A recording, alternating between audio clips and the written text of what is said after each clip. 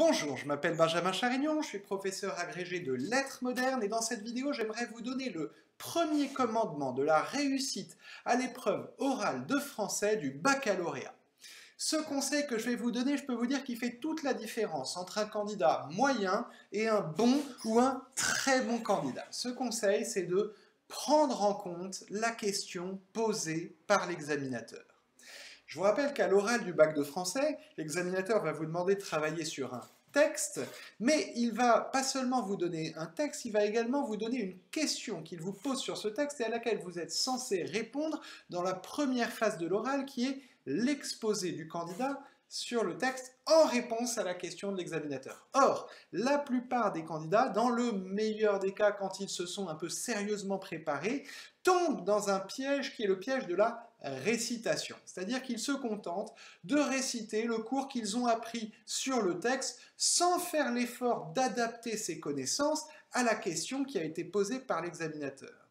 Alors, si vous voulez montrer que vous sortez du lot, si vous voulez montrer que vous êtes intelligent et que vous êtes capable de produire une réponse personnelle, argumentée à la question qui vous a été posée,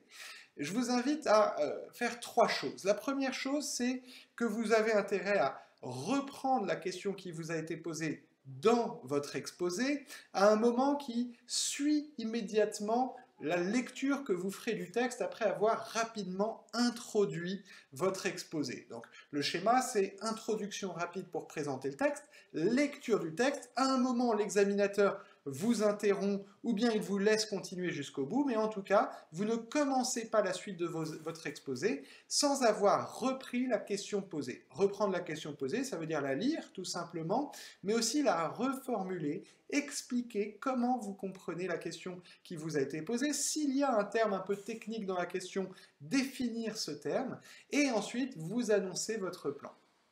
Vous annoncez votre plan et là, c'est là qu'intervient mon deuxième conseil pratique pour montrer au correcteur que vous prenez en compte sa question, c'est que vous allez devoir remanier votre plan en fonction de la question qui vous a été posée. Si vous avez travaillé sérieusement, vous connaissez votre cours sur le texte et vous avez peut-être en tête un plan type de commentaire sur ce texte, et bien ce plan, il va forcément être modifié en fonction de la question qui tombe le jour J à l'oral. Et donc si vous devez sacrifier une partie parce qu'elle est hors sujet à cause de la question posée, si vous devez remanier le plan en inversant l'ordre de telle et telle partie, faites-le parce que c'est indispensable pour montrer au correcteur que vous traitez vraiment le sujet, la question qu'il vous a posée et que vous n'êtes pas en train de faire simplement de la récitation.